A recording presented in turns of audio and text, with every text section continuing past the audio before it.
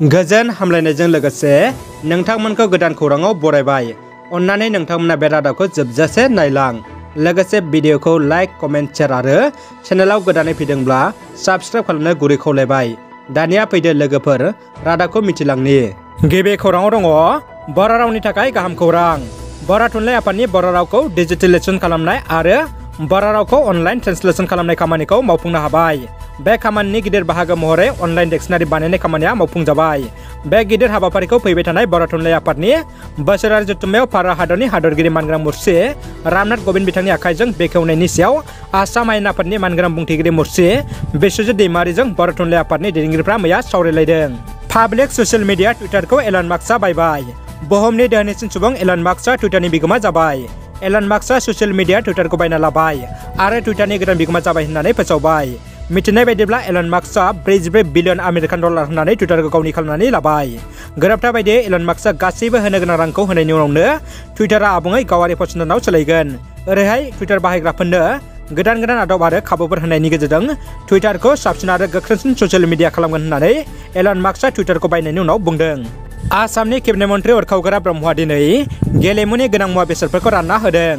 बाक्सा जिल्लानि मुसलपुर बाथौ कमप्लेक्सआव लाइमोन गेलेगिरिफोरनो स्पर्ट्सनि बल, जार्सि, बुट आरो गोनांथार मुवा बेसादफोरखौ आसामनि केबिनेट मन्थ्रि उरखावगोरा ब्रह्मआ राननानै होदों। दानिया फैदो गुबुन मोनसे खौराङाव। दुखुनांथाव खौरां, दिल्लीयाव दखानदारनि गनायथि लायालाबा सिंग्रा जानाय सासे सुबुंखौ दखानिया बुनानै बुथारदों। मख'जाथावदि दिल्लीनि सला ओनसोलनि सकर नोगोराव सासे जौ फेनाय सुबुङा गंसे सिंग्रा दखानाव दखानदारनि गनायथि लायालाबानो गावनि गोसो बायदि सिंग्राखौ जानायनि दैयाव दखानदारा रागा जोंनानै लावथिजों जौ फेनाय सुबुंखौ खर'आव बुनानै बुथारदों। सुलुङाव मिथिनाय बायदिब्ला जौ फेनानै सिंग्रा जानायनि दैयाव गलादारजों बुथारजानाय सुबुंखौ बिन'द आहिबार होननानै सिनायथिनाय जादों। बुथारग्रा गलादारखौ हारि सिं आहिबार होननानै सिनायथिनाय जादों। जाथायनि उनाव दा दिल्ली पुलिसआ गलादार हारि सिं आहिबारखौ जोबथेसालियाव दैथायहरबाय। बारहुंखाजों खहा जानाय ओनसोलफोरखौ नायगिदिंहैदों। उदालगुरि जिल्लानि पकटपारा ओनसोलाव गोबां अखा हानाय आरो बारहुंखानि जाउनाव गोबां बिफां-लाइफां न'-बां खहा जानायखौ बिटिआरनि लेङाइ गाहाय मावफुं सोद्रोमा लोगोसे उदालगुरिनि एमएलए बिथां गबिन्द बसुमतारिया नायगिदिंना खौरां लाहैदों। मख'नो गोनांदि बार अखानि थाखाय बैफोर ओनसोला गोबां खहा जादों। बिटिसि सरकारनि बाख्नायथाव हाबाफारि। बिटिसि हालामनि लाइमोनफोरखौ एयार इन्डिया बिफानाव साख्रि थिसनथायनि हाबाफारिया जागायबाय। एयार इन्डियायाव साख्रि थिसनथायनि थाखाय दिनैनिफ्राय जागायबाय आनजाद खुंनाया। बाक्सा आरो उदालगुरि जिल्लानि लाइमोनफोरनि थाखाय दिनै खुंजेनबाय साख्रि थिसनथायनि सायख' आनजाद। क'क्राझाराव साननैनि हाबाफारिजों एयार इन्डियानि गुबुन गुबुन बिफानाव साख्रि थिसननाय डाइरेक्ट रिक्रुटमेन्ट हाबाफारिया सोलिगासिनो दङ।